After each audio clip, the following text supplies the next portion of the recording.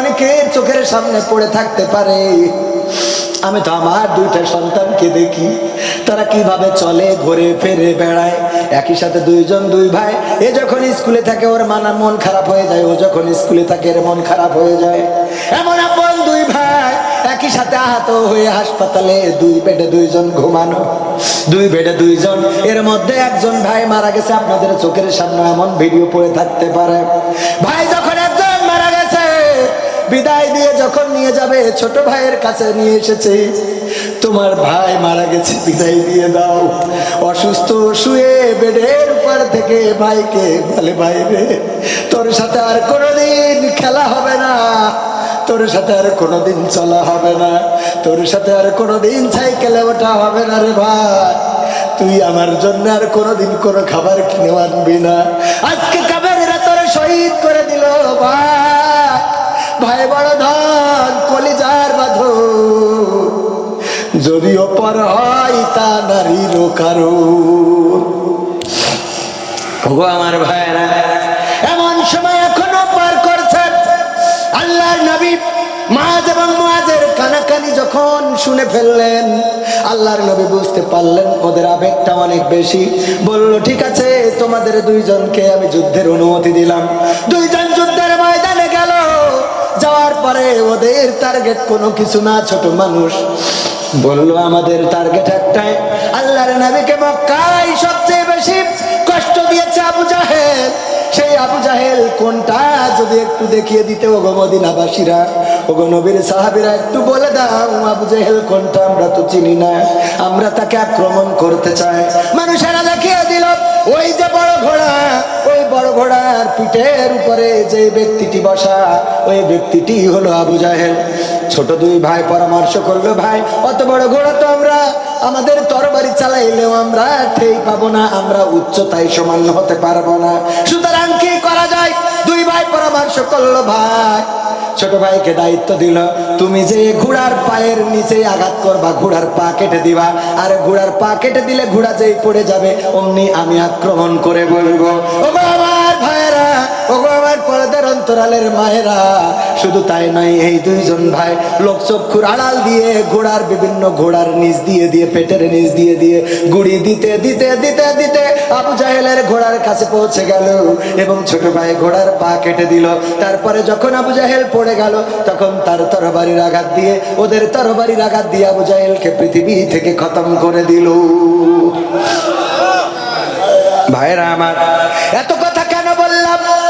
আবু তালিবের কথা বলতে যে এত কথা আসলো, যে আবু জাহেল এত কষ্ট দিয়েছে আল্লাহর রাসূলকে, আল্লাহর নবীর চাচা আবু তালিব আল্লাহর রাসূলকে ছেড়ে দেয় না, আল্লাহর রাসূলকে ফেলে দেয় নাই, বরং আবু তালিব বলল, গো মুহাম্মদ, এই যদি তোমার সিদ্ধান্ত হয়, আমি তোমাকে বলে দিলাম, এই মক্কার সবাই যদি তোমার বিরুদ্ধে চলে যায়, আমি আবু তালিব তোমার সাথে যতদিন জীবন আছে ততদিন আমি তোমার সাথে থাকবো। বলেন সুবহানাল্লাহ।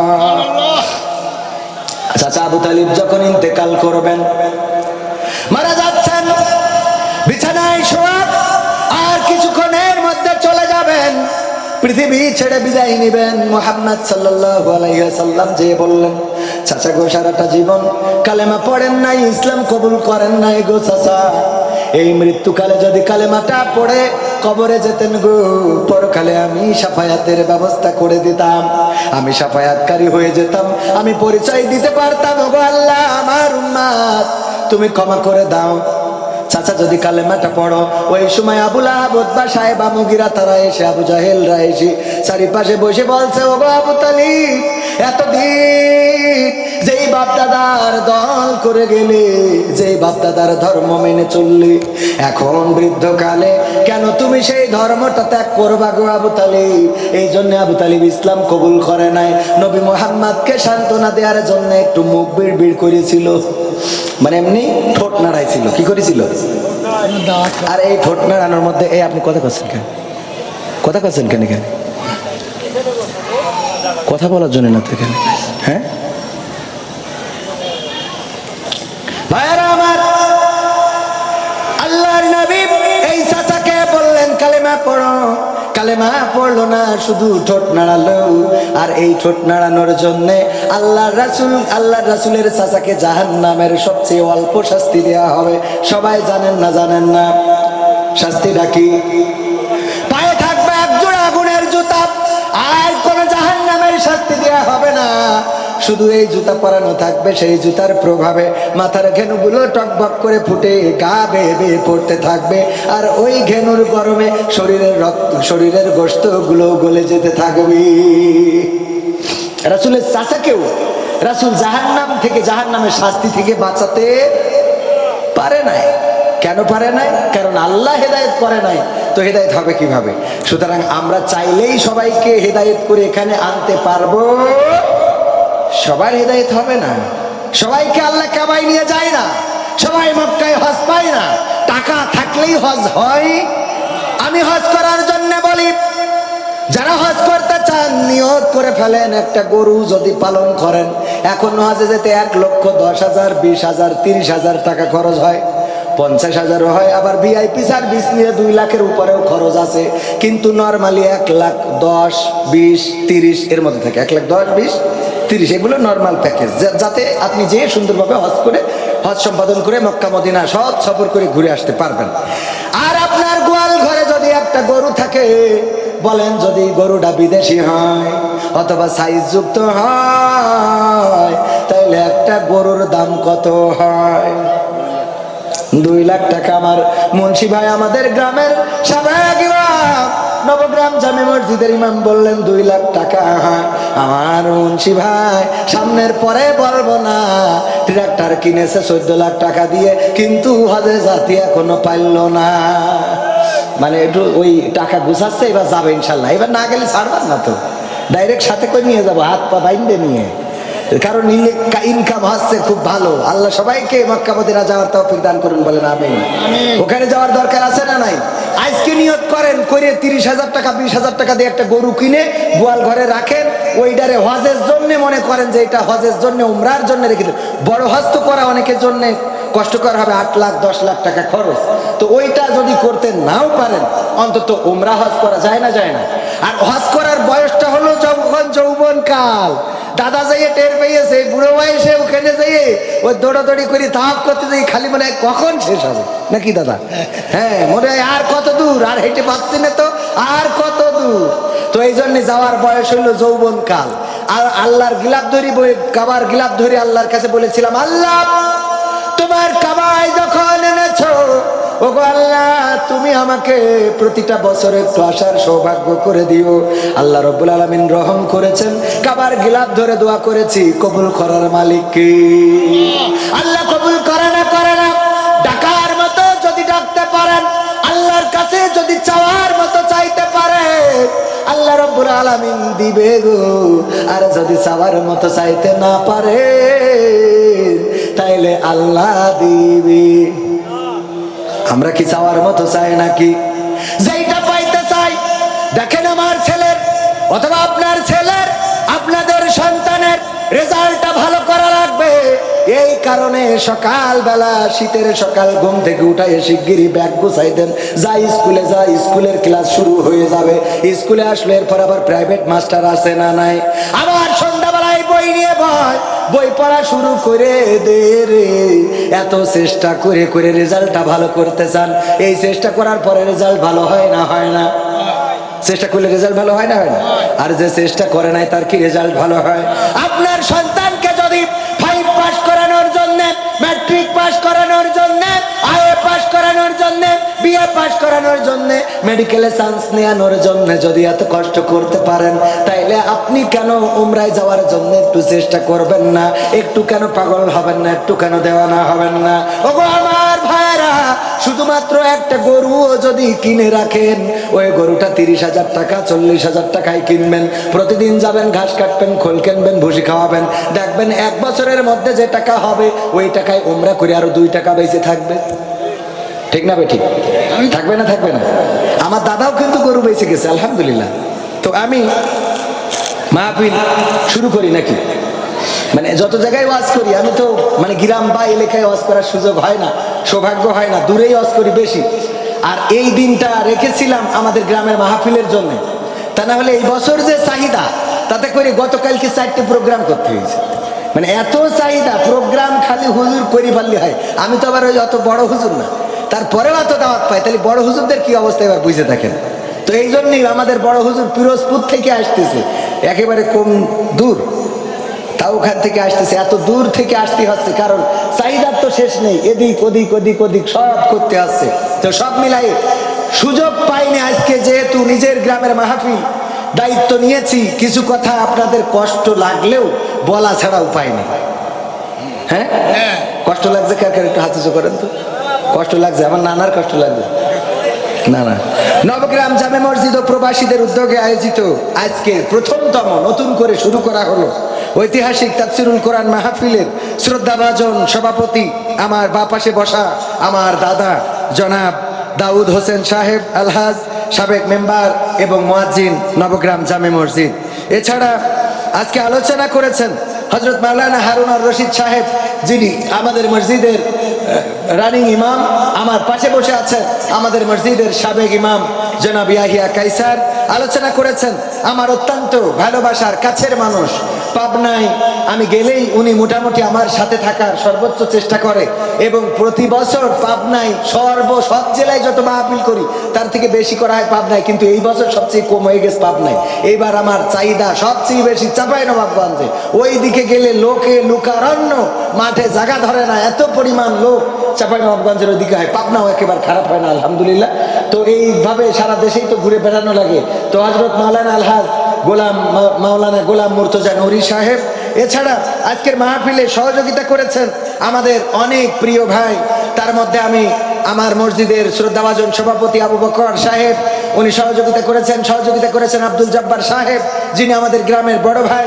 সহযোগিতা করেছেন সারাফুদ্দিন সোহরাবুদ্দিন সাহেব, যিনি আমাদের বড় ভাই, আমাদের আবদার ভাই, আমাদের হায়দার ডাক্তার সহ আমার গ্রামের মিন্টু সহ এই যুবকেরা, কিশোরেরা, তরুণেরা, তারা দিন রাত পরিশ্রম করেছে, করে এই মাহফিলটা বাস্তবায়নের সর্বোচ্চ চেষ্টা করেছে। এর মধ্যে একটা ভুল আপনাদের ভেঙে দিই, উত্তর গঙ্গাধরপুর অনেকেই মনে করছে যে উনাদেরকে সাথে না নিয়ে মাহফিল কেন করা হয়েছে। আসলে আমাদের নবগ্রাম জামে মসজিদের উদ্যোগে হওয়ার কারণে আমরা উত্তর গঙ্গাধরপুরকে মনে করেছি উনারা কেন এই গ্রামের মসজিদের মাহফিল, সুতরাং ওই গ্রামের লোক আমাদের সাথে থাকবে না, এটা মনে করেছিলাম। কিন্তু পরে আমরা বুঝতে পেরেছি যে না, উত্তর গঙ্গাধরপুর তারা আমরা একই প্রাণ, একই আত্মা, একই সাথে কলিজা। ইউনিয়নের ভাগাভাগি আছে, গ্রামের ভাগাভাগি আছে, কিন্তু আমাদের মধ্যে একটা মহব্বত আছে, ভালোবাসা আছে। দুইটা গ্রাম একসাথে আমরা অনেক কিছু করতে চাই। যদিও ওই গ্রামে একটা মসজিদের জায়গায় 3টা হয়ে গেছে, আমাদের মসজিদ একটাই আছে আলহামদুলিল্লাহ। তারপরে মসজিদ বেশি হইলেও ক্ষতি নেই, আবার লাভও নেই। বেশি হইলে ক্ষতিও নেই, লাভও নেই। ক্ষতি নেই কেন, কোন দিক থেকে? মসজিদ যদি বেশি হয় তাইলে বাড়ির কাছে মসজিদ, এই ওসিলাই হলো কয়েকজন নামাজি হবে, ঠিক না বেঠিক?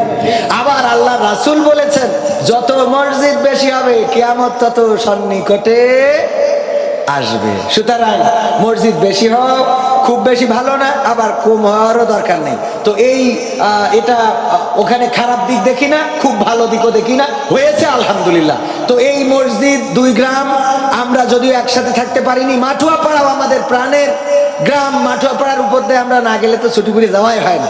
তো মাঠুয়াপাড়াদেরও আমাদের সাথে নিয়ে আগামী বছর 3 গ্রাম যৌথভাবে নবগ্রামে, এই মাঠে না, একেবারে আপনার পশ্চিম মাঠে ধান কাটার পরে রাস্তাও আলহামদুলিল্লাহ ইনশাল্লাহ হয়ে যাবে এর মধ্যে, ওই মাঠে আমরা বড় করে আয়োজন করব এবং বাংলাদেশের যত বড় বড় আলেম ওলামা আছে তাদেরকে আমরা নিয়ে আসবো। আপনারা কি রাজি আছেন? থাকবেন ইনশাআল্লাহ? আমরা নিয়ে আসবো নবগ্রাম, উত্তর গঙ্গাধরপুর, মাঠুয়াপাড়ার উদ্যোগে ইনশাআল্লাহ আগামী বছর আপনাদের সাথে। এবং আমার গ্রামের অনেক মুরব্বীজন, শ্রদ্ধাভাজন যারা, অনেকেই মনে করেছেন, সবাইকে জনে জনে বলার সুযোগ হয় নাই, আমরা হয়তো অবহেলা করেছি। আসলে অবহেলা করি নাই, আমাদের কর্মের ব্যস্ততায়, বিশেষ করে আমি বাড়ি থাকতে না পারার কারণে হয়তো কিছু মিসআন্ডারস্ট্যান্ডিং হয়েছে।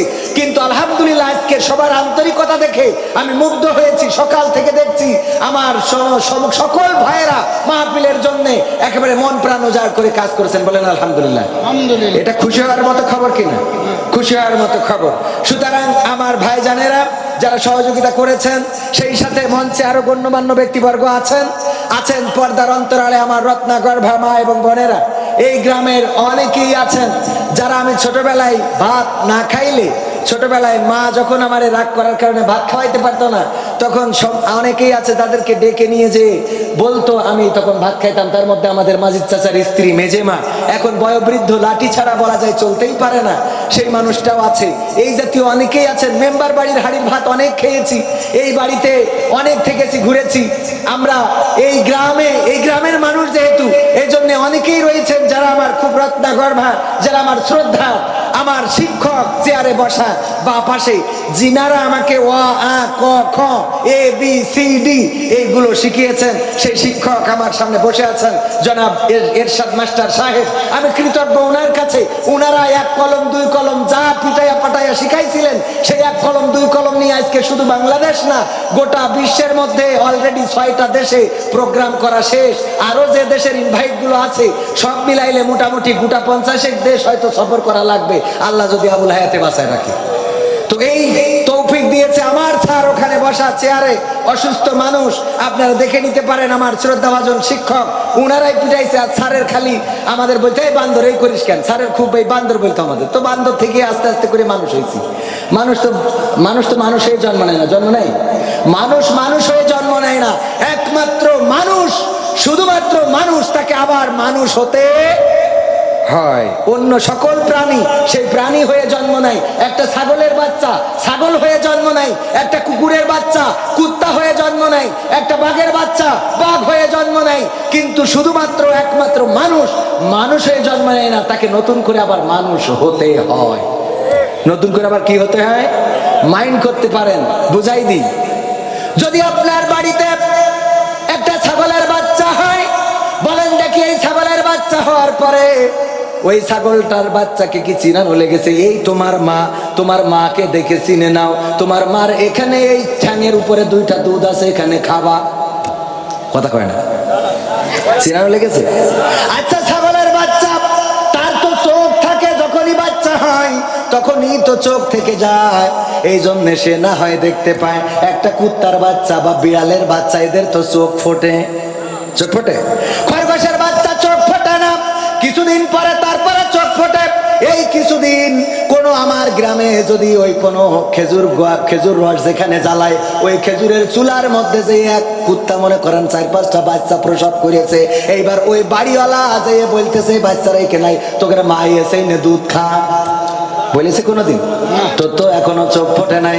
ওই কুত্তার বাচ্চা নিজের মায়ের দুগ্ধ কনে, নিজের মায়ের বিষ্ঠা কনে, নিজের মায়ের পায়খানাটা কোনোদিন নিজের মায়ের পায়খানা খায় নাই, কোনোদিন নিজের মায়ের পায়খানা মুখেও তোলে নাই।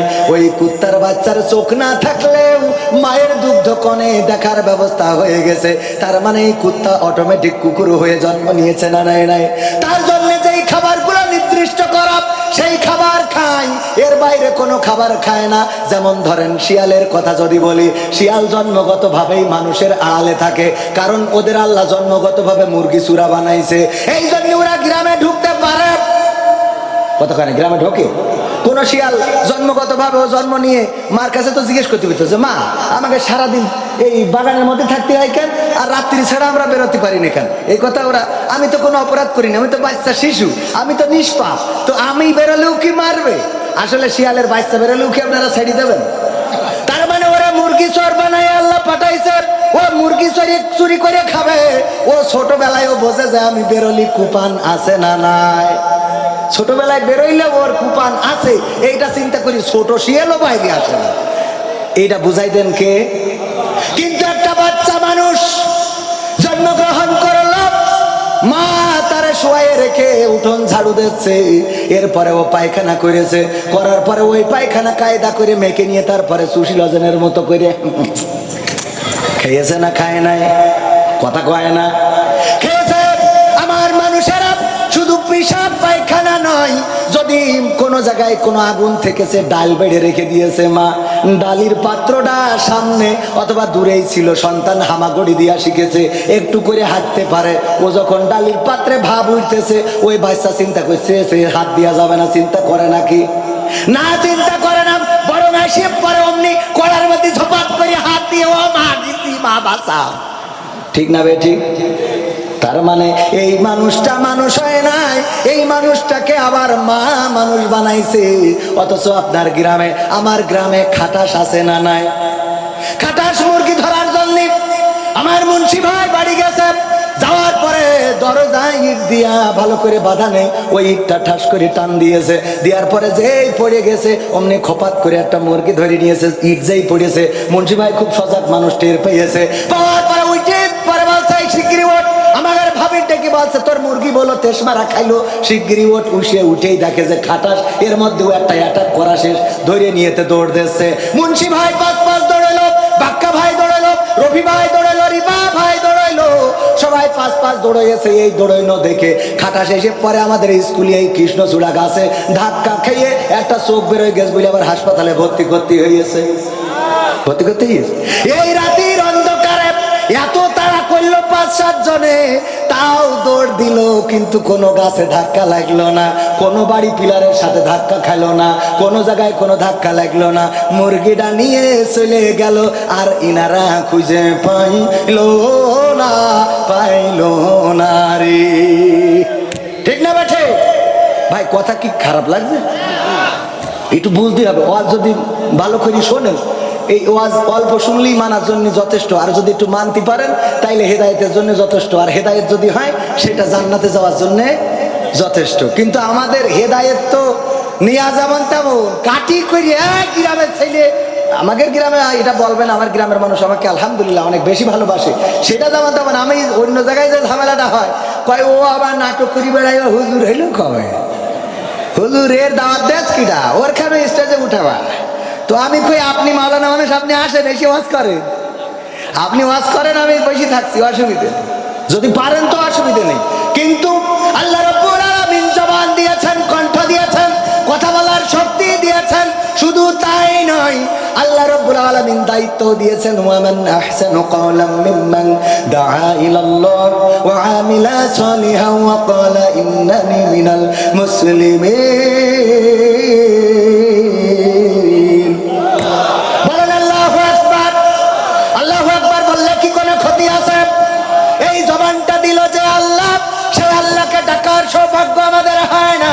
ওগো আমার ভাইরা, আমি কেন কথা বলি? কারণ আমার আল্লাহ বললেন তার কথার চেয়ে ভালো কথা আর কারো হতে পারে না, তার কথার চেয়ে উত্তম কথা আর কারো হতে পারে না, তার কথার চেয়ে শ্রেষ্ঠ কথা আর কারো হতে পারে না। যে নিজে ভালো কাজ করে, অপরকে ভালো কাজের জন্য আহ্বান করে, আর মুখে ঘোষণা করে দেয় আমি একজন মুসলমান। বলেন সুবহানাল্লাহ। তার মানে কাজ কয়টা? কাজ কয়টা? ধরে বলেন কয়টা? আরো জোরে কয়টা? আমার এলাকার মানুষেরা হয়তো আমার কথায় জবাব দিতে আপনাদের কষ্ট আছে, যে তুমি এত কথা কও কেন, নাকি এরকম কিছু? আমি আজকে যেহেতু এখানে বসেছি আপনাদের সন্তান, সুতরাং এটা মনে করার দরকার নেই। আমরা সবাই নিজেরা বলেন কয়টা? আরো জোরে বলেন কয়টা? 3টা। 1 নম্বর কাজ নিজে ভালো কাজ করা, আর 2 নম্বর কাজ হলো অপরকে ভালো কাজের জন্য আদেশ করা, আহ্বান করা, ডাকা, আর 3 নম্বর কাজ হলো নিজেকে মুসলমান বলে স্বীকৃতি দেয়া। আমরা কি মুসলমান? সবাই কি মুসলমান নাকি? কুসুক মোল্লা দিয়া মুসলমান। সঠিক মুসলমান পাওয়া বড় কষ্ট। যদি তাই সঠিক মুসলমান সবাই হয়ে যেত, তাইলে আল্লাহ ইমানদারদের ডেকে বলতেন, ইয়া আইয়ুহাল্লাযীনা আমানুত্তাকুল্লাহা হাক্কা তুকাতিহি ওয়া লা তামুতুন্না ইল্লা ওয়া আনতুম মুসলিমুন। আমার আল্লাহ বলতেন না যে ওগো ইমানদারেরা, তোমরা যারা ইমানের দাবিদার তারা কান খুলে শুনে নাও, তোমরা ভয় করো আল্লাহকে যেমন করে ভয় করা উচিত, আর ততক্ষণ পর্যন্ত মৃত্যুবরণ করো না যতক্ষণ পর্যন্ত না তোমরা পূর্ণ মুসলমান হতে পারো। তার মানে ইমানদারদের আবার মুসলমান হওয়ার দরকার আছে না নাই? দরকার আছে কিনা সেই ব্যাপারে কথা বলবো। কিন্তু আমি পবিত্র কোরআনের সূরা তাহার 55 নম্বর আয়াত 20 নম্বর সূরা তেলাওয়াত করেছি। আপনাদের মনে আছে কিনা যে আয়াতটা আমরা প্রায়ই তেলাওয়াত করে থাকি? মনে আছে তো? কি বলে? মিনহা খলাকনাকুম ওয়া ফিহা নুঈদুকুম ওয়া মিনহা নুখরিজুকুম তারাতান উখরা। এই আয়াতটার ব্যাপারে একটু আলোচনা করব, শুনতে রাজি আছেন কিনা? শুনতে রাজি আছেন তো? আমি শুরু করতে করতে আবার আর এক দেখি তাল হারাই চলে গেছি। রূপের বড়াই করিস না রে, রূপ চিরদিন থাকে না। রূপের বড়াই করিস না রে, রূপ চিরদিন থাকে না। নিজের মুখটা দেখা একদিন হইবে রে তোর যন্ত্রণা। নিজের মুখটা দেখা একদিন হইবে রে তোর যন্ত্রণা। রূপের বড়াই করিস না রে, রূপ চিরদিন থাকে না। রূপের বড়াই করিস না রে, রূপ চিরদিন থাকে না। নিজের মুখটা দেখা একদিন হইবে রে তোর যন্ত্রণা। নিজের মুখটা দেখা একদিন হইবে রে তোর যন্ত্রণা। সময় হইল বড় শিক্ষক, সব দিব শিখাইয়া। সুখের জীবন থাকবে না রে, দেখবে না কেউ চাইয়া। সময় হইল বড় শিক্ষক, সব দিব শিখাইয়া। সুখের জীবন থাকবে না রে, দেখবে না কেউ চাইয়া। মরার আগে মরবি রে তুই, জ্বালা সইতে পারবি না। মরার আগে মরবি রে তুই, জ্বালা সইতে পারবি না। নিজের মুখটা দেখা একদিন হইবে রে তোর যন্ত্রণা। নিজের মুখটা দেখা একদিন হইবে রে তোর যন্ত্রণা। রূপের বড়াই করিস না রে, রূপ চিরদিন থাকে না। রূপের বড়াই করিস না রে, রূপ চিরদিন থাকে না। নিজের মুখটা দেখা একদিন হইবে রে তোর যন্ত্রণা। নিজের মুখটা দেখা একদিন হইবে রে তোর যন্ত্রণা। কিসের এত বড়াই তোমার মাটির দেহ লইয়া? ময়রা দেখো পোকা মাকড়, শেষ করব সব খাইয়া। কিসের এত বড়াই তোমার মাটির দেহ লইয়া? ময়রা দেখো পোকা মাকড়, শেষ করব সব খাইয়া। এই দুনিয়া ছাড়তে হবে, অহংকার আর কইরো না। এই দুনিয়া ছাড়তে হবে, অহংকার আর কইরো না। নিজের মুখটা দেখা একদিন হইবে রে তোর যন্ত্রণা। নিজের মুখটা দেখা একদিন হইবে রে তোর যন্ত্রণা। রূপের বড়াই করিস না রে, রূপ চিরদিন থাকে না। রূপের বড়াই করিস না রে, রূপ চিরদিন থাকে না। নিজের মুখটা দেখা একদিন হইবে রে তোর যন্ত্রণা। নিজের মুখটা দেখা একদিন হইবে রে তোর যন্ত্রণা। নিজের মুখটা দেখা একদিন হইবে রে তোর যন্ত্রণা। কথা সত্য না মিথ্যা? একদিন আমাদের চেহারায়, সুন্দর এই চেহারায় ভাঁজ পড়ে যাবে। সুজা মানুষটা কুজা হয়ে যাবে, চোখটা ঘোলা হয়ে যাবে, কালো চোখ আর কালো থাকবে না, কালো চুলগুলো আর কালো থাকবে না, কালো মুখের দাড়িটা আর কালো থাকবে না। এই গ্রামেই জন্ম আমার, কত ছোটবেলা থেকে সবাইকে দেখছি।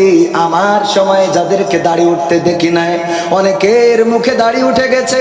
আবার যাদের দাড়ি কাঁচা ছিল তাদের দাড়ি পেকে গেছে।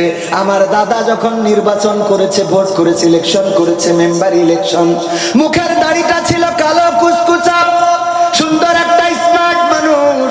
সেই মানুষটা আজকে বয়সের ভারে দাড়িগুলো পেকে সাদা হয়ে গেছে, বয়সের ভারে কুজা হয়ে গেছে। যখনই মসজিদে যাই বলি, দাদা কেমন আছেন? কয় ভালো নেই রে, ব্যথা জ্বালায় বাঁচছে। সত্য না মিথ্যা? আমার দাদা বসে আছে পাশে, আমার দাদা হয়। আমি গর্বিত যে এই জাতীয় দাদাদেরকে পেয়েছি, আলহামদুলিল্লাহ। মসজিদের মুয়াজ্জিন, শুধু মুয়াজ্জিন উনি না, ওই মসজিদ প্রতিষ্ঠার জন্য, ওই মসজিদ তৈরি করার নির্মাণের জন্য যে জায়গাটা তাও উনি দিয়েছেন, এবং আরেকজন আমাদের আব্দুর রশিদ সাহেব মরহুম, উনিও কিছু অংশ দিয়েছেন। তো এই মসজিদটা উনি করে পর্যন্ত এখন পর্যন্ত মুয়াজ্জিনি করছেন এবং বলেই দিয়েছেন আমৃত্যুকাল মুয়াজ্জিনি করবেন, কোনো পয়সা নেবেন না। আলহামদুলিল্লাহ বলবেন। এই মানুষটা মুয়াজ্জিনি করছেন। এইবার উনি সদ্য আল্লাহর ঘর এবং রাসূলের রওজা মোবারক জিয়ারত করে এসেছে, বলেন আলহামদুলিল্লাহ। আমরা সবাই সেখানে যাই, মন টানে না রাসূলের জন্য? টানে কি না? তোমার জন্য মন কাঁদে, আঁখি কাঁদে, ভুবন কাঁদে। তোমার জন্য মন কাঁদে, আঁখি কাঁদে, ভুবন কাঁদে, শুধু বেদনা হৃদয়ে সে বাসা বাঁধে। তোমার জন্য মন কাঁদে, আঁখি কাঁদে, ভুবন কাঁদে। সাহারা সমতৃষায় বুকেতে, দহনে পুড়ে মরি হাজার দুঃখেতে। সাহারা সমতৃষায় বুকেতে, দহনে পুড়ে মরি হাজার দুঃখেতে।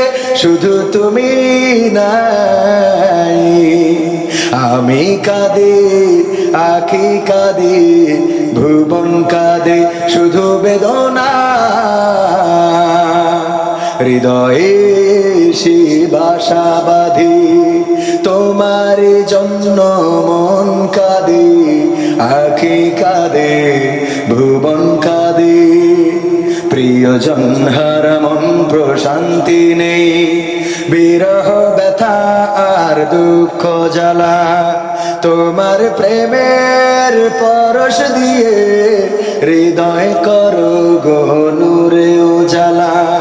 স্বপনে হলেও এসো একবার, প্রেমে ভর বিরহ নদীর চারিধার।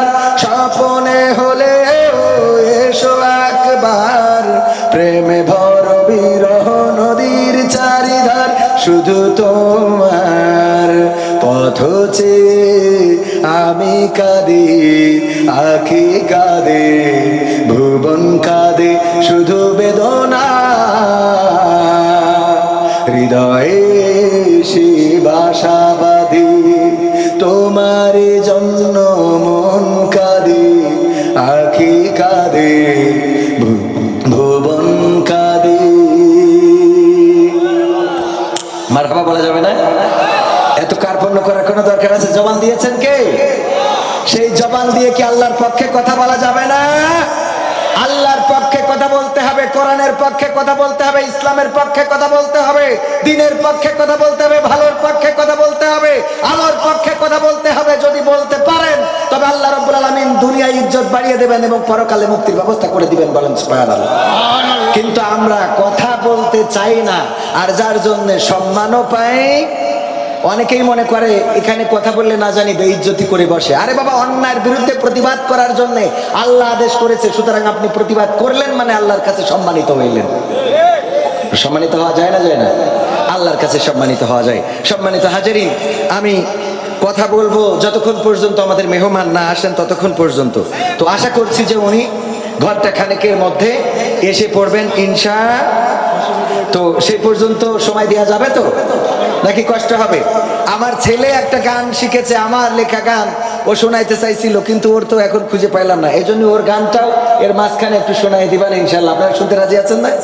একটু নিজেদের গ্রামের মাহফিল, এলাকার মাহফিল দীর্ঘদিন ধরে হয় নাই, এই মাহফিল করার জন্যে অনেক ভূমিকা রেখেছেন আমাদের গ্রামের সন্তান। আমরা গর্বিত যে এমন একটা সন্তান আমাদের গ্রামে আছে। বাংলাদেশ আওয়ামী যুবলীগের প্রেসিডিয়াম সদস্য জনাব আনোয়ার হোসাইন সাহেব, আমি ওনার সাথে কথা বলেছিলাম আগে যে আমি গ্রামে একটা মাহফিল আমরা করতে চাচ্ছি, আপনি যদি আমাদের সহযোগিতা করেন, সাপোর্ট করেন, তাহলে মাহফিলটা করব। বলল যে হ্যাঁ অবশ্যই সাপোর্ট করব, মাহফিল করার বিপক্ষে আমার কোনো ভূমিকা নেই। আমি বলেছি শুধু সাপোর্ট না, আপনার অতিথি হইতে হবে। বলল আমি অনেক ব্যস্ত আছি, আমার যাওয়ার সুযোগ হবে না, কিন্তু মাহফিলের জন্য যা করা দরকার আমি তাই করব। অনুমতির জন্য কোথাও কিছু বলা লাগলে সেগুলো আমি বলে দেবো। বলেন সুবহানাল্লাহ। আল্লাহ এইভাবেই মানুষদেরকে ইসলামের জন্য কবুল করবেন, বলেন আলহামদুলিল্লাহ। আল্লাহ যাদেরকে কবুল করেন তাদেরকে ভুল পথে কেউ পরিচালিত করতে পারে না, আর আল্লাহ যাদের গুমরাহ করেন তাদেরকে যত ওয়াজ করা হোক তাদের ভালোর পথে আনা কোনোভাবে সম্ভব হবে। ওয়াজ করা কেন, হুজুরির বাইটি যদি খাওয়ান তাও কাজ হবে না। হুজুর বাইটি খাওয়ালে কাজ হবে না, হবে না। যদি কাজ হতো আল্লাহর নবী নিজের চাচা আবু তালিবকে চেয়েছিলেন যেন তিনি হেদায়েত হয়ে যায়, যেন সে মুসলমান হয়ে যায়, যেন কালেমা পড়ে ইসলাম ধর্ম গ্রহণ করে, কিন্তু না, ইসলাম ধর্ম গ্রহণ তো করে নাই। বরং আবু তালিবের কাছে কাফেরেরা বলল আসো তোমার সাথে কথা আছে। ওগো আবু তালিব, তুমি কি দেখো না তোমার ভাতিজা আমাদের দলের বাইরে দল করে বেড়ায়, তোমার ভাতিজা আমাদের মার্কার বিরুদ্ধে কথা বলে বেড়ায়, আমাদের দ্বীনের বিরুদ্ধে কথা বলে, মূর্তির বিরুদ্ধে কথা বলে, আমরা যে উলঙ্গ হয়ে কাবাঘর তাওয়াফ করি তার বিরুদ্ধে কথা বলে, তুমি কি দেখতে পাও না? বললো হ্যাঁ দেখি তো। বললো তাহলে বাধা দাও না কেন? কয় আমার ভাতিজা কেমন করে তারে বাধা দিয়ে, 3 সন্তান আমার উপরে আমার বাবা দায়িত্ব দিয়েছিল, যখন গর্ভে থাকতে বাবা মারা গেল, 6 বছর বয়সে মা হারালো, তারপরে যখন দাদা দায়িত্ব নিল, দাদাও যখন 8 বছর আল্লাহর নবী সাল্লাল্লাহু আলাইহি সাল্লামের বয়স, তখন দাদা আব্দুল মুত্তালিব ইন্তেকালের সময় আবু তালিবকে ডেকে বললেন মুহাম্মদ এতিম, মাও নাই বাবাও নাই, তোমার হাতে তুলে দিলাম, আমার বাবার দেওয়া ওয়াসিয়াত আমি দেখে রাখতে চেয়েছি, কেমন করে তাকে বাধা দেই? আবু জাহেল বলল তাইলে এক কাজ করো, তুমি তোমার ভাতিজাকে 3টা প্রস্তাব নিয়ে যাও, 3টা প্রস্তাবের মধ্যে দেখো কোনটা মেনে নাই। যদি 3টার কোনো একটা মেনে নাই ভালো কথা, যদি তাও না মানে, যদি 3টা প্রস্তাবই মেনে নাই তাও আমাদের কোনো আপত্তি নাই। এই 3টা প্রস্তাব তোমার ভাতিজাকে দাও, যদি সে এই প্রস্তাবগুলো না মানে তাইলে কিন্তু আমাদের সাথে খেলা ফাইনাল। বুঝা গেছে তো? যদি প্রস্তাব না মানে তাইলে কি খেলা হবে, তাইলে খেলা হবে, কোনো মাপ নাই।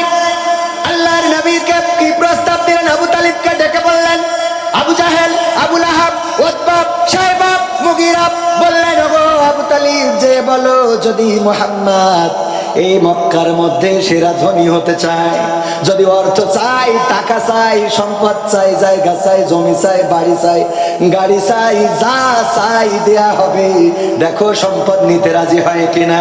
1 নম্বর প্রস্তাব। 2 নম্বর প্রস্তাব, যদি সে মনে করে সে সুন্দরী কোন নারী নেবে, এই মক্কার সবচেয়ে সুন্দরী যেই নারী, তার সাথে তার বিবাহের ব্যবস্থা করে দেব, অথবা তাকে পাওয়ার ব্যবস্থা করে দেব, দেখো রাজি হয় কিনা। আর 3 নম্বর হলো, যদি সে মনে করে মক্কার দায়িত্ব নেবে, নেতা হবে, এমপি হবে, মন্ত্রী হবে, যদি হইতে চায় তাও তার দিয়ে দেব।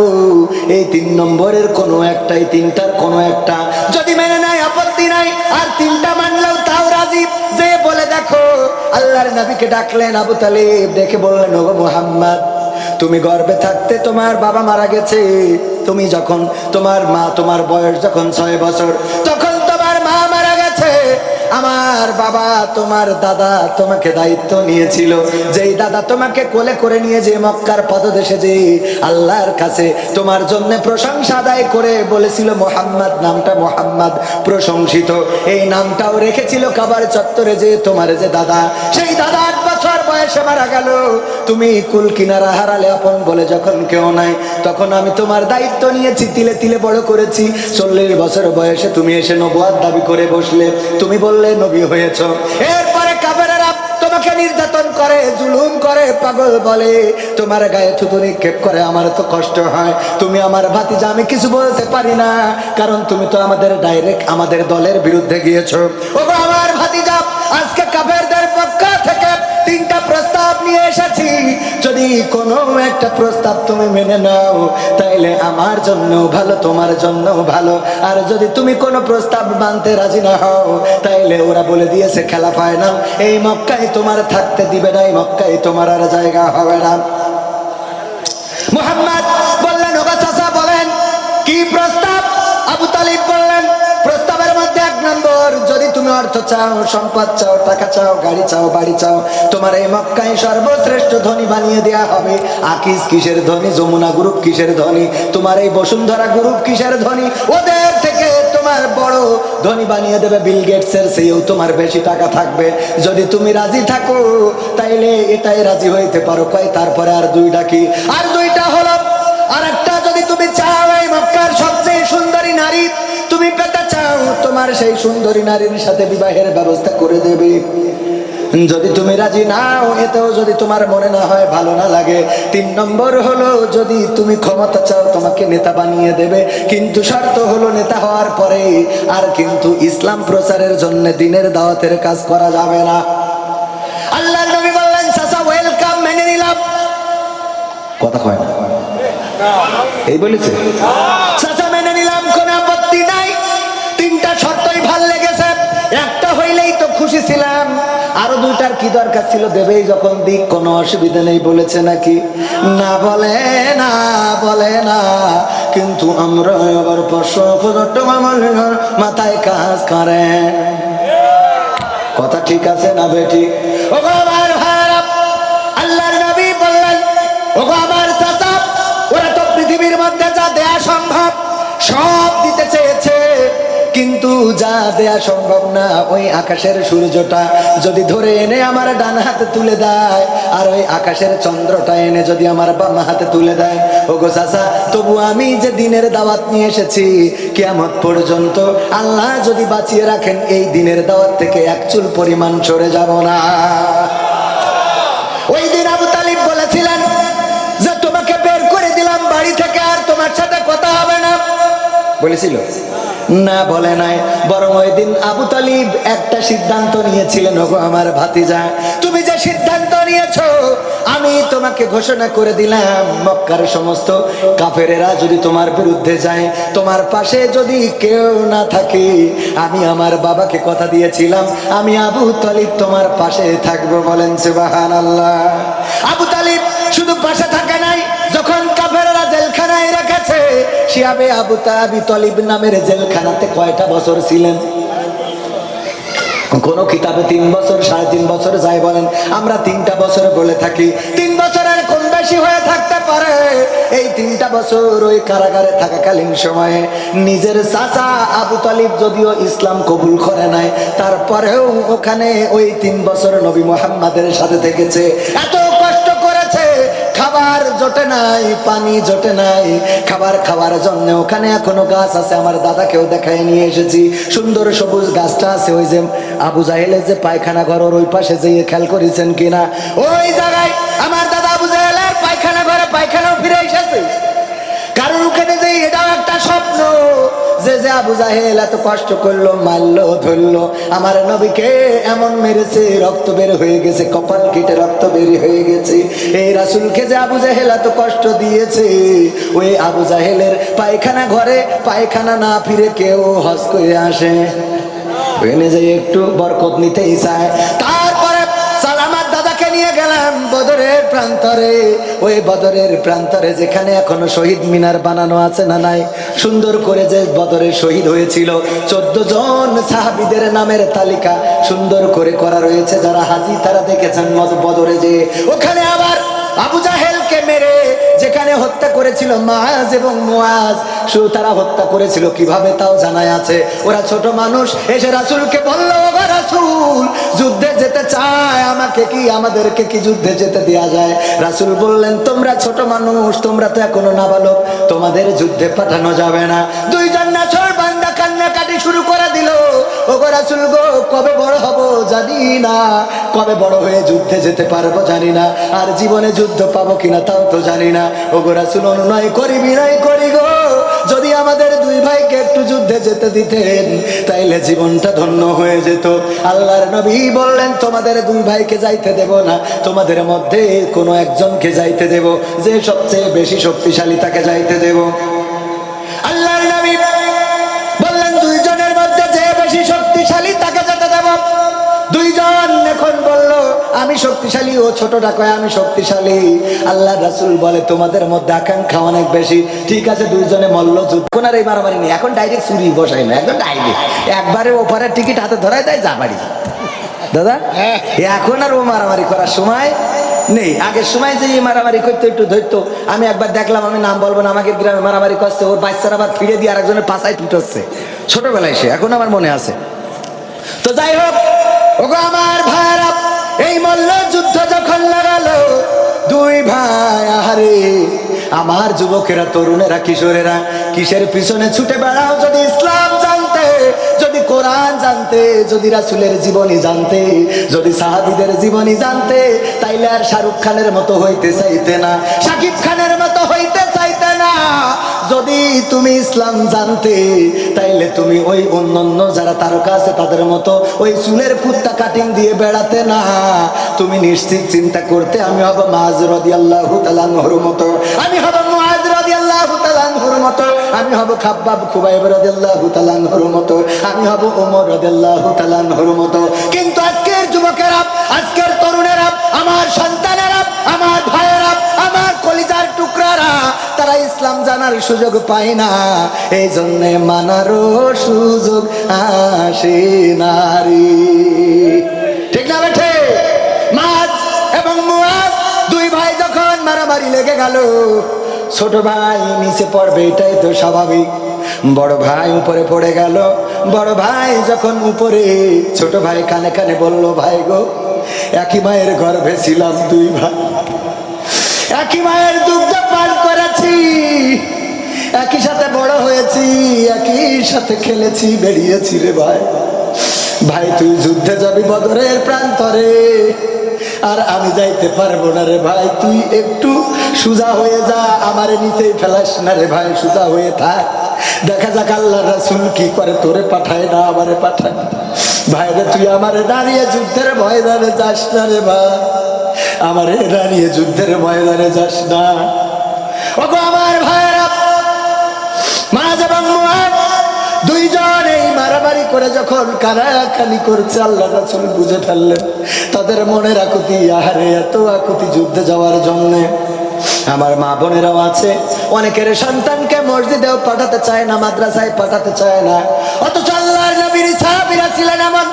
একজন মহিলা আসলেন আল্লাহর নবীর কাছে একটা শিশু বাচ্চা নিয়ে, এসে বললেন, ওগো নবী, আমি আপনার সাথে এই বাচ্চাটাকে যুদ্ধের ময়দানে দিতে চাই, যেন ইসলাম কায়েমের জন্য ভূমিকা রাখতে পারে। আল্লাহ রাসূল বললেন, এই ছোট বাচ্চা সন্তান যদি যুদ্ধের ময়দানে নিয়ে যায়, তাই আমাদের তো প্যারাটাই বাড়বে, আমাদের কষ্টটাই বাড়বে, কারণ সে যুদ্ধ করতে পারে না, সে তরবারি ঢাল ধরতে পারে না, বরং তার রক্ষা করার জন্য আমার আরো সৈন্য দিতে হবে। ওই মহিলার আবেগটা ছিল এত, ওগো নবী গো, জানি না আমার সন্তান কবে বড় হবে আর কবে যুদ্ধে যাবে, আমি চাই শহীদের মা হতে, আমার সন্তানকে যুদ্ধের ময়দানে নিয়ে যাবেন। আমি জানি আমার সন্তান তরবারি ধরতে পারে না, আমার সন্তান ঢাল ধরতে পারে না, কিন্তু আমার সন্তান যখন আপনার দিকে কোনো তীর যদি ছুটে আসে, ওই তীরটা ঠেকানোর জন্য যদি আপনি ঢাল হিসেবে আমার সন্তানকে ব্যবহার করেন, তবে আমি নিজেকে ধন্য মনে করব। বলেন আল্লাহু আকবার। এই ছিল সাহাবীদের চিন্তা চেতনা। এখনকার সময় ফিলিস্তিনের কথা যদি বলি, ফিলিস্তিনের মা বোনেরা সন্তানের হাতে সুতা বেঁধে দেয়, চুরি পরিয়ে দেয়, একটা চিহ্ন দিয়ে দেয়, না জানি কখন ইসরায়েলের ওরা বোমা মারে, ওই ইহুদিরা, ওই ইসরায়েলের শকুনেরা কখন বোমা ফেলে। আমার সন্তান মাঠে খেলতে গেল, এই সময় যদি বোমা পড়ে, ওখানে সন্তানকে একজনের সন্তান থাকে নাকি? মাঠে, স্কুলের মাঠ অথবা স্কুলে বোমা ফেলছে, হাসপাতালে বোমা ফেলছে, জানেন কিনা? যারা সংবাদ দেখেন তারা জানেন, প্রতিদিন 100, 200, 300 করে মানুষ মারছে।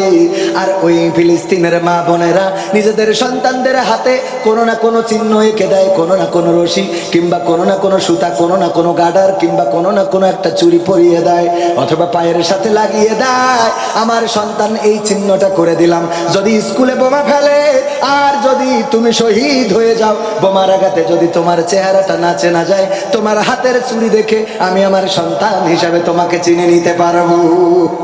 আল্লাহু আকবার বলবেন না? এখনকার সময় আছে না নাই? বিশ্বাস না হইলে ফিলিস্তিনের ইতিহাসগুলো ঘেটে দেখেন। ফিলিস্তিনের দুইটা ভাই, আমি যত জায়গায় বলেছি, অনেকের চোখের সামনে পড়ে থাকতে পারে, আমি তো আমার দুইটা সন্তানকে দেখি তারা কিভাবে চলে, ঘুরে ফিরে বেড়ায় একই সাথে। দুই ভাই, এ যখন স্কুলে থাকে ওর মন খারাপ হয়ে যায়, ও যখন স্কুলে থাকে এর মন খারাপ হয়ে যায়। এমন আপন দুই ভাই একই সাথে আহত হয়ে হাসপাতালে, দুই বেডে দুইজন ঘুমানো, দুই বেডে দুইজন, এর মধ্যে একজন ভাই মারা গেছে। আপনাদের চোখের সামনে এমন ভিডিও পড়ে থাকতে পারে। ভাই যখন একজন মারা গেছে, বিদায় দিয়ে যখন নিয়ে যাবে, ছোট ভাইয়ের কাছে নিয়ে এসেছে, তোমার ভাই মারা গেছে, বিদায় দিয়ে দাও। অসুস্থ শুয়ে বেডের উপর থেকে ভাইকে বলে, ভাই রে, তোর সাথে আর কোনোদিন খেলা হবে না, তোর সাথে আর কোনোদিন চলা হবে না, তোর সাথে আর কোনোদিন সাইকেলে ওঠা হবে না রে ভাই, তুই আমার জন্য আর কোনোদিন কোনো খাবার কিনে আনবি না। আজকে কাবেরীরা তোরে শহীদ করে দিল ভাই, ভাই বড় ধন, কলিজার বাঁধন, যদিও পর হয় তা নারীরও কারো। ওগো আমার ভাইরা, এমন সময় এখনো পার করছে। আল্লাহর নবী মুআজ এবং মুআজের কানাকানি যখন শুনে ফেললেন, আল্লাহর নবী বুঝতে পারলেন ওদের আবেগটা অনেক বেশি। বলল, ঠিক আছে, তোমাদের দুইজনকে আমি যুদ্ধের অনুমতি দিলাম। দুইজন যুদ্ধের ময়দানে গেল। যাওয়ার পরে ওদের টার্গেট কোনো কিছু না, ছোট মানুষ। বললো, আমাদের টার্গেট একটাই, আল্লাহর নবীকে মক্কায় সবচেয়ে বেশি কষ্ট দিয়েছে আবু জাহেল। সেই আবু জাহেল কোনটা যদি একটু দেখিয়ে দিতে, ওগো মদিনাবাসীরা, ওগো নবীর সাহাবীরা, একটু বলে দাও আবু জাহেল কোনটা, আমরা তো চিনি না, আমরা তাকে আক্রমণ করতে চাই। মানুষেরা দেখিয়ে দিল, ওই যে বড় ঘোড়া, ওই বড় ঘোড়ার পিঠের উপরে যে ব্যক্তিটি বসা, ওই ব্যক্তিটি হলো আবু জাহেল। ছোট দুই ভাই পরামর্শ করলো, ভাই অত বড় ঘোড়া তো আমরা আমাদের তরবারি চালাইলেও আমরা ঠেই পাবো না, আমরা উচ্চতায় সমান হতে পারবো না, সুতরাং কি করা যায়? দুই ভাই পরামর্শ করলো। ভাই ছোট ভাইকে দায়িত্ব দিল, তুমি যে ঘোড়ার পায়ের নিচে আঘাত করবা, ঘোড়ার পা কেটে দিবা, আর ঘোড়ার পা কেটে দিলে ঘোড়া যেই পড়ে যাবে অমনি আমি আক্রমণ করে বলবো। ওগো আমার ভাইরা, ওগো আমার পর্দার অন্তরালের মায়েরা, শুধু তাই নয়, এই দুইজন ভাই লোকচক্ষুর আড়াল দিয়ে ঘোড়ার বিভিন্ন ঘোড়ার নিচ দিয়ে দিয়ে পেটের নিচ দিয়ে দিয়ে গুড়ি দিতে দিতে দিতে দিতে আবু জাহেলের ঘোড়ার কাছে পৌঁছে গেল এবং ছোট ভাই ঘোড়ার পা কেটে দিল। তারপরে যখন আবু জাহেল পড়ে গেল, তখন তার তরবারির আঘাত দিয়ে, ওদের তরবারির আঘাত দিয়ে আবু জাহেলকে পৃথিবী থেকে খতম করে দিল। ভাইরা আমার, এত কথা কেন বললাম? আবু তালিবের কথা বলতে যে এত কথা আসলো, যে আবু জাহেল এত কষ্ট দিয়েছে আল্লাহর রাসূলকে, আল্লাহর নবীর চাচা আবু তালিব আল্লাহর রাসূলকে ছেড়ে দেয় না, আল্লাহর রাসূলকে ফেলে দেয় নাই, বরং আবু তালিব বলল, গো মুহাম্মদ, এই যদি তোমার সিদ্ধান্ত হয়, আমি তোমাকে বলে দিলাম, এই মক্কার সবাই যদি তোমার বিরুদ্ধে চলে যায়, আমি আবু তালিব তোমার সাথে যতদিন জীবন আছে ততদিন আমি তোমার সাথে থাকবো। বলেন সুবহানাল্লাহ। চাচা আবু তালিব যখন ইন্তেকাল করবেন, মারা যাচ্ছেন, বিছানায় শোয়া, আর কিছুক্ষণের মধ্যে চলে যাবেন, পৃথিবী ছেড়ে বিদায় নিবেন। মুহাম্মদ সাল্লাল্লাহু আলাইহি ওয়াসাল্লাম যে বললেন, চাচা গো, সারাটা জীবন কালেমা পড়েন নাই, ইসলাম কবুল করেন নাই গো চাচা, এই মৃত্যুকালে যদি কালেমাটা পড়ে কবরে যেতেন গো, পরকালে আমি শাফায়াতের ব্যবস্থা করে দিতাম, আমি শাফায়াতকারী হয়ে যেতাম, আমি পরিচয় দিতে পারতাম, ওগো আল্লাহ, আমার উম্মত তুমি ক্ষমা করে দাও। চাচা যদি কালেমাটা পড়ো, ওই সময় আবু লাহাব, উতবা, সাইবা, মুগিরা তারা এসে, আবু জাহেলরা এসে চারিপাশে বসে বলছে, ওগো আবু তালিব, এতদিন যেই বাপদাদার দল করে গেলে, যেই বাপদাদার ধর্ম মেনে চললে, এখন বৃদ্ধকালে কেন তুমি সেই ধর্মটা ত্যাগ করবা গো আবু তালিব? এই জন্য আবু তালিব ইসলাম কবুল করে নাই। নবী মুহাম্মদকে সান্ত্বনা দেওয়ার জন্য একটু মুখ বিড় করেছিল, মানে এমনি ঠোঁট নাড়াইছিল। কি করেছিল? আর এই ঠোঁট নাড়ানোর মধ্যে, এই আপনি কথা করছেন কেন? কথা করছেন কেন? এখানে কথা বলার জন্য না তো এখানে, হ্যাঁ ভাইরা আমার, কালেমা পড়ো, কালেমা পড়লো না, শুধু ঠোঁট নাড়ালো। আর এই ঠোঁট নাড়ানোর জন্য আল্লাহ রাসূলের চাচাকে জাহান্নামের সবচেয়ে অল্প শাস্তি দেওয়া হবে। সবাই জানেন না জানেন না? শাস্তিটা কি? পায়ে থাকবে একজোড়া আগুনের জুতা, আর কোন জাহান্নামের শাস্তি দেওয়া হবে না। শুধু এই জুতা পরানো থাকবে, সেই জুতার প্রভাবে মাথার ঘেনুগুলো টকবক করে ফুটে গা বেয়ে বেয়ে পড়তে থাকবে। আর ওই ঘেনুর গরমে শরীরের গোশতগুলো গলে যেতে থাকবে। রাসূলের চাচাকেও রাসূল জাহান্নাম থেকে, জাহান্নামের শাস্তি থেকে বাঁচাতে পারে নাই। কেন পারে নাই? কারণ আল্লাহ হেদায়েত করে নাই, তো হেদায়েত হবে কিভাবে? সুতরাং আমরা চাইলেই সবাইকে হেদায়েত করে এখানে আনতে পারবো? সবার হেদায়েত হবে না। সবাইকে আল্লাহ কাবায় নিয়ে যায় না, সবাই মক্কায় হজ পায় না। টাকা থাকলেই হজ হয়? আমি হজ করার জন্য বলি, যারা হজ করতে চান নিয়ত করে ফেলেন, একটা গরু যদি পালন করেন, এখন হজে যেতে 1,10,000, 20,000, 30,000 টাকা খরচ হয়, 50,000ও হয়, আবার ভিআইপি সার্ভিস নিয়ে 2 লাখের উপরেও খরচ আছে। কিন্তু নর্মালি 1,10,000, 20, 30 এর মধ্যে থাকে। 1,10,000, 20, 30 এগুলো নর্মাল প্যাকেজ, যাতে আপনি যে সুন্দরভাবে হজ করে, হজ সম্পাদন করে মক্কা মদিনা সব সফর করে ঘুরে আসতে পারবেন। আর আপনার গোয়াল ঘরে যদি একটা গরু থাকে, বলেন যদি গরুটা বিদেশি হয় অথবা সাইজ যুক্ত হয়, তাহলে একটা গরুর দাম কত হয়?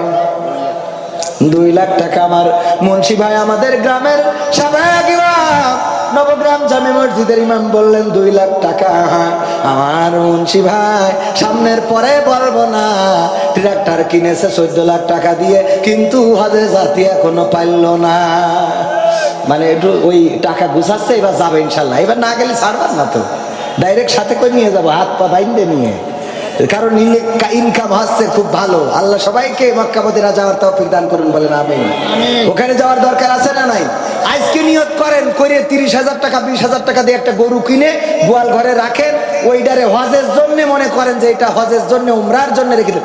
বড় হজ তো করা অনেকের জন্য কষ্টকর হবে, 8 লাখ 10 লাখ টাকা খরচ। তো ওইটা যদি করতে নাও পারেন, অন্তত উমরা হজ করা যায় না? যায় না? আর হজ করার বয়সটা হলো যখন যৌবন কাল। দাদা যাইয়ে টের পেয়েছে, বুড়ো বয়সে ওখানে যাইয়ে ওই দৌড়াদৌড়ি করে তাপ করতে যাই, খালি মনে হয় কখন শেষ হবে, নাকি দাদা?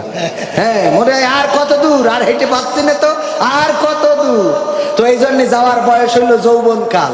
আর আল্লাহর গিলাপ ধরি, কাবার গিলাপ ধরি আল্লাহর কাছে বলেছিলাম, আল্লাহ তোমার কাবায় যখন এনেছো, ওগো আল্লাহ তুমি আমাকে প্রতিটা বছরে একটু আসার সৌভাগ্য করে দিও।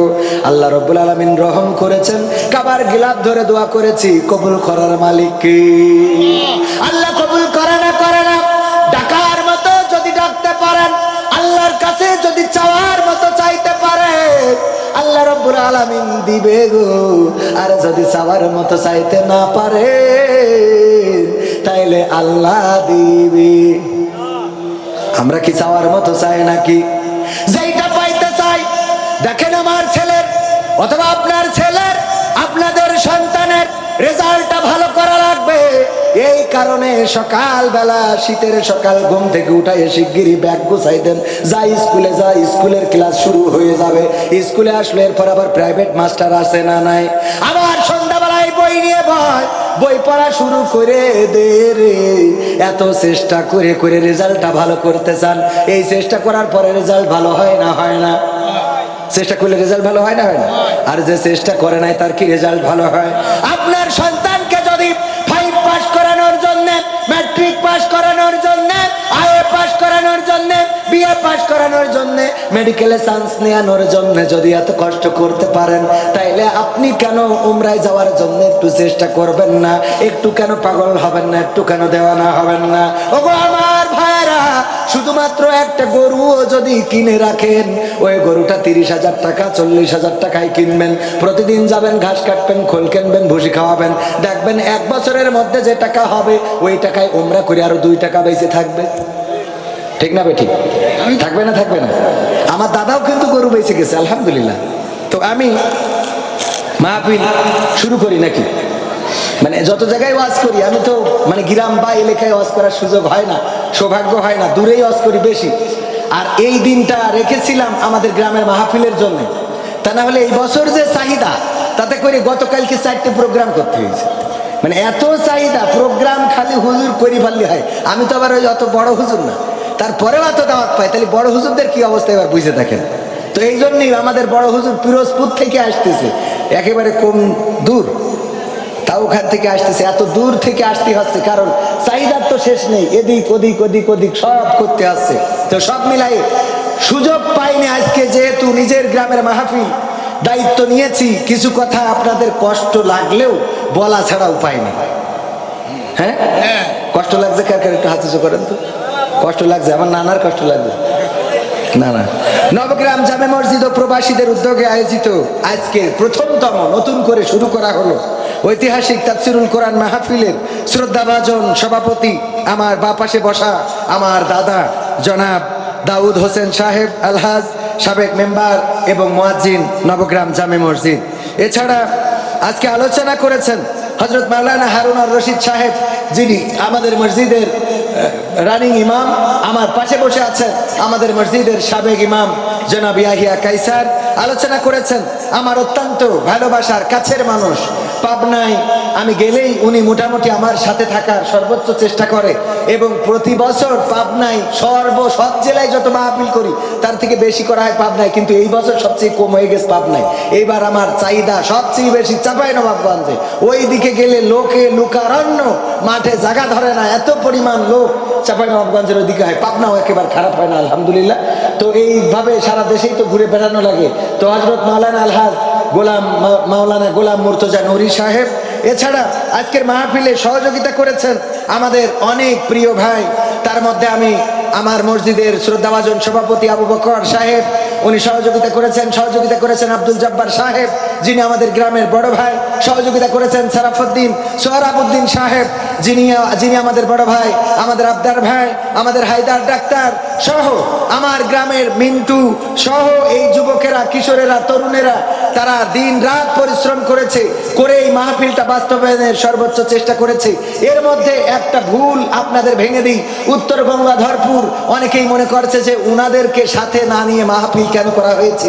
আসলে আমাদের নবগ্রাম জামে মসজিদের উদ্যোগে হওয়ার কারণে আমরা উত্তর গঙ্গাধরপুরকে মনে করেছি উনারা কেন এই গ্রামের মসজিদের মাহফিল, সুতরাং ওই গ্রামের লোক আমাদের সাথে থাকবে না, এটা মনে করেছিলাম। কিন্তু পরে আমরা বুঝতে পেরেছি যে না, উত্তর গঙ্গাধরপুর তারা আমরা একই প্রাণ, একই আত্মা, একই সাথে কলিজা। ইউনিয়নের ভাগাভাগি আছে, গ্রামের ভাগাভাগি আছে, কিন্তু আমাদের মধ্যে একটা মহব্বত আছে, ভালোবাসা আছে। দুইটা গ্রাম একসাথে আমরা অনেক কিছু করতে চাই।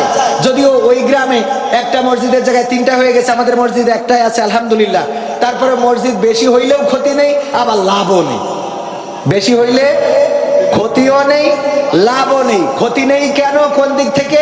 মসজিদ যদি বেশি হয় তাইলে বাড়ির কাছে মসজিদ, এই ওসিলায় হলো কয়েকজন নামাজি হবে, ঠিক না বেঠিক?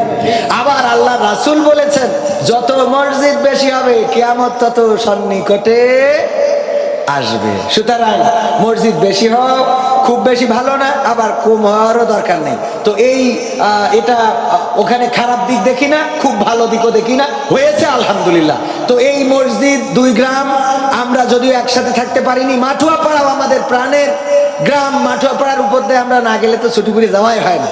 তো মাঠুয়াপাড়াদেরও আমাদের সাথে নিয়ে আগামী বছর 3 গ্রাম যৌথভাবে নবগ্রামে, এই মাঠে না, একেবারে আপনার পশ্চিম মাঠে ধান কাটার পরে রাস্তাও আলহামদুলিল্লাহ ইনশাল্লাহ হয়ে যাবে, এর মধ্যে ওই মাঠে আমরা বড় করে আয়োজন করব, এবং বাংলাদেশের যত বড় বড় আলেম ওলামা আছে তাদেরকে আমরা নিয়ে আসবো। আপনারা কি রাজি আছেন?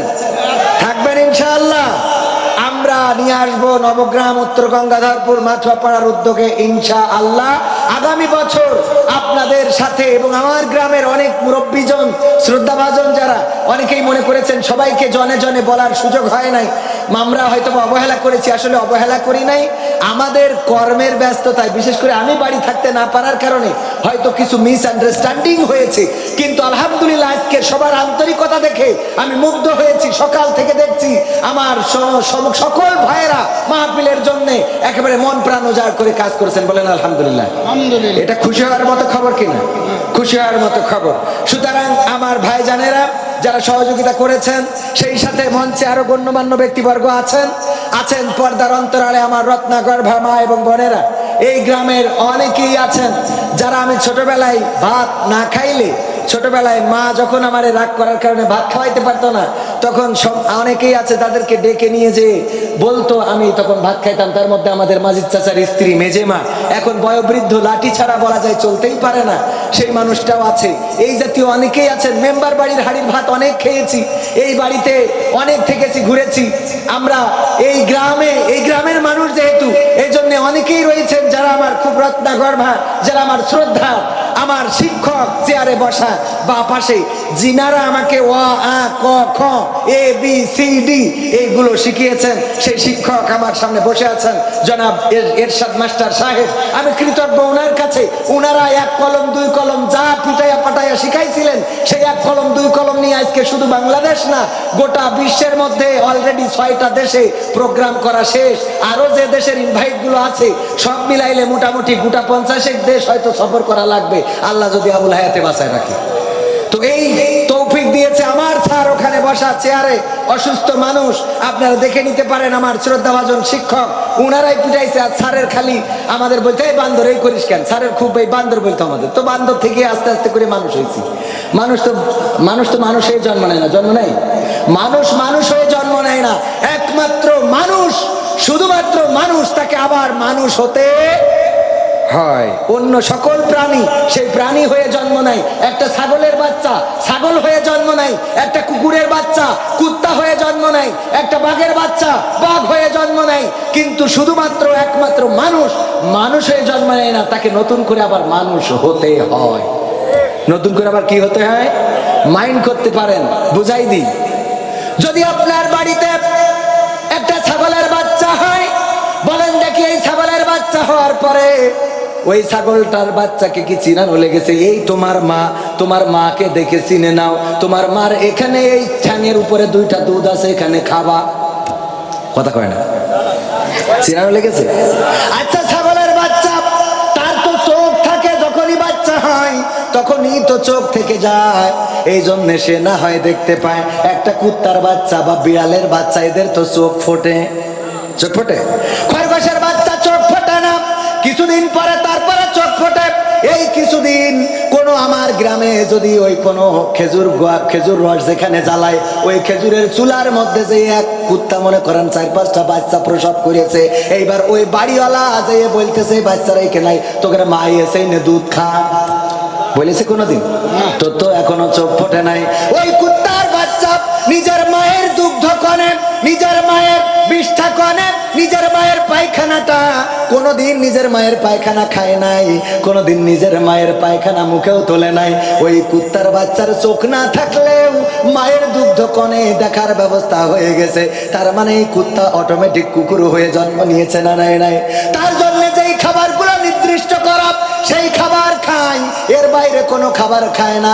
যেমন ধরেন শিয়ালের কথা যদি বলি, শিয়াল জন্মগতভাবেই মানুষের আড়ালে থাকে, কারণ ওদের আল্লাহ জন্মগতভাবে মুরগি চূড়া বানাইছে, এই জন্য ওরা গ্রামে ঢুকতে পারে। কতখানি গ্রামে ঢোকে কোন শিয়াল জন্মগতভাবে, ও জন্ম নিয়ে মার কাছে তো জিজ্ঞেস করতে হইতেছে, মা আমাকে সারাদিন এই বাগানের মধ্যে থাকতে হয় কেন, আর রাত্রি ছাড়া আমরা বেরোতে পারি না কেন? এই কথা ওরা, আমি তো কোনো অপরাধ করিনি, আমি তো বাচ্চা শিশু, আমি তো নিষ্পাপ, তো আমি বেরোলেও কি মারবে? আসলে শিয়ালের বাচ্চা বেরোলেও কি আপনারা ছেড়ে দেবেন? তার মানে ওরা মুরগি চোর বানায় আল্লাহ পাঠাইছে, ও মুরগি চুরি করে খাবে। ও ছোটবেলায় ও বোঝে যে আমি বেরোলি কুপান আছে না নাই, ছোটবেলায় বেরোইলে ওর কুপান আছে, এইটা চিন্তা করি। ছোট শিয়ালও বাইরে আসে না, এইটা বুঝাই দেন কে? কিন্তু একটা বাচ্চা মানুষ জন্মগ্রহণ করল, মা তারে শোয়ায় রেখে উঠোন ঝাড়ু দিচ্ছে, এরপরে ও পায়খানা করেছে, করার পরে ওই পায়খানা কায়দা করে মেখে নিয়ে তারপরে সুশীলজনের মতো করে খেয়েছে না খায় নাই? কথা কয় না? খেয়েছে। আমার মানুষেরা শুধু পেশাব পায়খানা নয়, যদি কোনো জায়গায় কোনো আগুন থেকেছে, ডাল বেড়ে রেখে দিয়েছে মা, ডালির পাত্রটা সামনে অথবা দূরেই ছিল, সন্তান হামাগুড়ি দিয়া শিখেছে, একটু করে হাঁটতে পারে। ও যখন ডালির পাত্রে ভাব উঠতেছে, ওই বাচ্চা চিন্তা করছে সে হাত দেওয়া যাবে না, চিন্তা করে নাকি? না চিন্তা করে না, বরং এসে পরে অমনি কলার মধ্যে ঝপাত করে হাত দিয়ে ও মা দিছি মা বাঁচাও। ঠিক না বে ঠিক? তার মানে এই মানুষটা মানুষ হয় নাই, এই মানুষটাকে আবার মা মানুষ বানাইছে। অথচ আপনার গ্রামে আমার গ্রামে খাটাস আছে না নাই?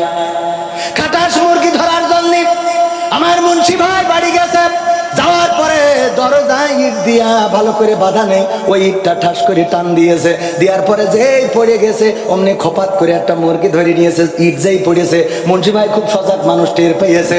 পাওয়ার পরে উঠে পরে বলছে শিগগিরি ওঠ, আমাদের ভাবির ডেকে বলছে তোর মুরগি বলো তেসমারা খাইলো, শিগগিরি ওঠ। উঠেই দেখে যে খাটাস, এর মধ্যেও একটা অ্যাটাক করা শেষ, ধরে নিয়েতে দৌড় দিচ্ছে। মুন্সি ভাই পাঁচ দৌড়ালো, বাক্কা ভাই দৌড়ালো, রফি ভাই দৌড়ালো, রিবা ভাই দৌড়াইলো, সবাই পাঁচ দৌড়াইছে। এই দৌড়াইনো দেখে খাটাস এসে পরে আমাদের স্কুলে এই কৃষ্ণচূড়া গাছে ধাক্কা খেয়ে একটা চোখ বেরোয় গেছে বলে আবার হাসপাতালে ভর্তি করতে হয়েছে। এই রাতের অন্ধকারে এত তাড়া করলো 5-7 জনে, তাও দৌড় দিল, কিন্তু কোনো গাছে ধাক্কা লাগলো না, কোনো বাড়ি পিলারের সাথে ধাক্কা খাইলো না, কোনো জায়গায় কোনো ধাক্কা লাগলো না। মুরগিটা নিয়ে চলে গেল, আর ইনারা খুঁজে পাইলো না রে। ঠিক না বেঠে ভাই? কথা কি খারাপ লাগছে? একটু বুঝতে হবে। ওয়াজ যদি ভালো করে শোনেন, এই ওয়াজ অল্প শুনলেই মানার জন্য যথেষ্ট, আর যদি একটু মানতে পারেন তাইলে হেদায়েতের জন্য যথেষ্ট, আর হেদায়েত যদি হয় সেটা জান্নাতে যাওয়ার জন্য যথেষ্ট। কিন্তু আমাদের হেদায়েত তো নিয়া যেমন তেমন কাটি করি গ্রামের ছেলে, আমাদের গ্রামে এটা বলবেন, আমার গ্রামের মানুষ আমাকে আলহামদুলিল্লাহ অনেক বেশি ভালোবাসে, সেটা যেমন তেমন। আমি অন্য জায়গায় যে ঝামেলাটা হয়, কয় ও আবার নাটক করি বেড়াই, হুজুর হইলো কবে হুজুরের দাওয়াত দেশ কিটা ওর খাবে স্টেজে উঠাবা। তো আমি কই আপনি মাওলানা মানুষ, আপনি আসেন, এসে ওয়াজ করেন, আপনি ওয়াজ করেন, আমি বসে থাকছি, অসুবিধে নেই, যদি পারেন তো অসুবিধে নেই। কিন্তু আল্লাহ রাব্বুল আলামিন জবান দিয়েছেন, কণ্ঠ দিয়েছেন, কথা বলার শক্তি দিয়েছেন। শুধু তাই নয়, আল্লাহ রাব্বুল আলামিন দায়িত্ব দিয়েছেন, ওয়ামান আহসানু ক্বাওলাম মিম্মান দাআ ইলাল্লাহ ওয়া আমিলা সালিহান ওয়া ক্বালা ইন্নানি মিনাল মুসলিমিন। বলেন আল্লাহু আকবার। আল্লাহু আকবার বললে কি কোনো ক্ষতি আছে? এই জবানটা দিল যে আল্লাহ, সে আল্লাহকে ডাকার সৌভাগ্য আমাদের হয় না। ওগো আমার ভাইরা, আমি কেন কথা বলি? কারণ আমার আল্লাহ বললেন তার কথার চেয়ে ভালো কথা আর কারো হতে পারে না, তার কথার চেয়ে উত্তম কথা আর কারো হতে পারে না, তার কথার চেয়ে শ্রেষ্ঠ কথা আর কারো হতে পারে না। যে নিজে ভালো কাজ করে, অপরকে ভালো কাজের জন্য আহ্বান করে, আর মুখে ঘোষণা করে দেয় আমি একজন মুসলমান। বলেন সুবহানাল্লাহ। তার মানে কাজ কয়টা? কাজ কয়টা? ধরে বলেন কয়টা? আরো জোরে কয়টা? আমার এলাকার মানুষেরা হয়তো আমার কথায় জবাব দিতে আপনাদের কষ্ট আছে যে তুমি এত কথা কও কেন, নাকি এরকম কিছু? আমি আজকে যেহেতু এখানে বসেছি আপনাদের সন্তান, সুতরাং এটা মনে করার দরকার নেই। আমরা সবাই নিজেরা বলেন কয়টা? আরো জোরে বলেন কয়টা? 3টা। 1 নম্বর কাজ নিজে ভালো কাজ করা, আর 2 নম্বর কাজ হলো অপরকে ভালো কাজের জন্য আদেশ করা, আহ্বান করা, ডাকা, আর 3 নম্বর কাজ হলো নিজেকে মুসলমান বলে স্বীকৃতি দেয়া। আমরা কি মুসলমান? সবাই কি মুসলমান নাকি? কুসুক মোল্লা দিয়া মুসলমান। সঠিক মুসলমান পাওয়া বড় কষ্ট। যদি তাই সঠিক মুসলমান সবাই হয়ে যেত, তাইলে আল্লাহ ইমানদারদের ডেকে বলতেন ইয়া আইয়ুহাল্লাযীনা আমানুত্তাকুল্লাহা হাক্কা তুকাতিহি ওয়া লা তামুতুন্না ইল্লা ওয়া আনতুম মুসলিমুন। আমার আল্লাহ বলতেন না যে ওগো ইমানদারেরা, তোমরা যারা ইমানের দাবিদার তারা কান খুলে শুনে নাও, তোমরা ভয় করো আল্লাহকে যেমন করে ভয় করা উচিত, আর ততক্ষণ পর্যন্ত মৃত্যুবরণ করো না যতক্ষণ পর্যন্ত না তোমরা পূর্ণ মুসলমান হতে পারো। তার মানে ইমানদারদের আবার মুসলমান হওয়ার দরকার আছে না নাই? দরকার আছে কিনা সেই ব্যাপারে কথা বলবো। কিন্তু আমি পবিত্র কোরআনের সূরা তাহার 55 নম্বর আয়াত 20 নম্বর সূরা তেলাওয়াত করেছি। আপনাদের মনে আছে কিনা যে আয়াতটা আমরা প্রায়ই তেলাওয়াত করে থাকি? মনে আছে তো? কি বলে? মিনহা খলাকনাকুম ওয়া ফিহা নুঈদুকুম ওয়া মিনহা নুখরিজুকুম তারাতান উখরা। এই আয়াতটার ব্যাপারে একটু আলোচনা করব, শুনতে রাজি আছেন কিনা? শুনতে রাজি আছেন তো? আমি শুরু করতে করতে আবার আর একদিকে তাল হারাই চলে গেছি না? নাই। এই কোরআন আল্লাহ দিলেন, এত সুন্দর একটা কিতাব, যে কিতাব যদি কেউ একদিক থেকে পড়ে যায় অপর দিক থেকে তার আমল নামায় সওয়াব লিখিত হতে থাকে। একটা অক্ষর পড়ে আর সওয়াব হয় কয়টা? কিন্তু এই কোরআনটা পড়ার মতো সময় আমাদের আছে নাকি? না, নাই। এত সময় আমাদের কোথায়? কোরআন পড়ি না, কোরআন শিখি না। আর কোরআন শেখার জন্য যদি বলা হয় টাকা খরচ করে শিখতে হবে, তাইলে তো আমাদের আর পাওয়া যায় না রে। যায়? এখন কোথায় পাওয়া যায়? এখন যুবকদের পাওয়া যায় গদখালিতে লাইলাতুল ভ্যালেন্টাইন্স ডে পালন করে। ঠিক না বেঠিক? গদখালিতে যুবক যুবতী আছে না নাই? তাকে নাকে দিনটা ওখানে আবার ছাতি মাতি টাঙায় রেখেছে। কি করেছে? আরে যুবকেরা যে ওখানে যুবক যুবতী ড্যান্স দিয়া শুরু করে আর মোবাইলে চারিদিকে ভিডিও করে আর মনে করে আমি মনে হয় কত সেরা, আমারে দেখলো কত খুশি। বাড়িতে এসে বলে মা গদখালিতে নাচিছি আর মানুষ আমার ভিডিও নিয়েছে। মা বলে ও আল্লাহ, তুই তো দেখছি শাহরুখ খান কারিনা কাপুর হয়ে যাবি, আল্লাহ তোর অনেক বড় পরিমণি বানাই দি। বলে না? বলে না? কথা কয় না। আপনাদের মধ্যে একটা কাজ হচ্ছে যে সেটা হইলো ওই ভারতে গেলাম তো ওখানে ওয়াজ করতেছি, এখন ওই সামনে হাজার হাজার শ্রোতা যাই বলি কেউ কোনো জবাব দিচ্ছে না, কোনো কথা বলছে না। আমিন ওয়ালা দুআল্লিন সুবহানাল্লাহ আলহামদুলিল্লাহ কোনো কথা নেই। তো আমি মনে করছি এরা কিরাম মানুষ, এত মানুষ ওয়াজ শুনছে কিন্তু কেউ কোনো সাড়া শব্দ দেয় না, ঘটনাটা কি? তো আমি ওই ওয়াজ শেষ করে আমাদের আব্দুল সালাম যুক্তিবাদী ভাই তার কাছে ফোন দিলাম, গতবার আমার সাথে ওমরায় গেছিল।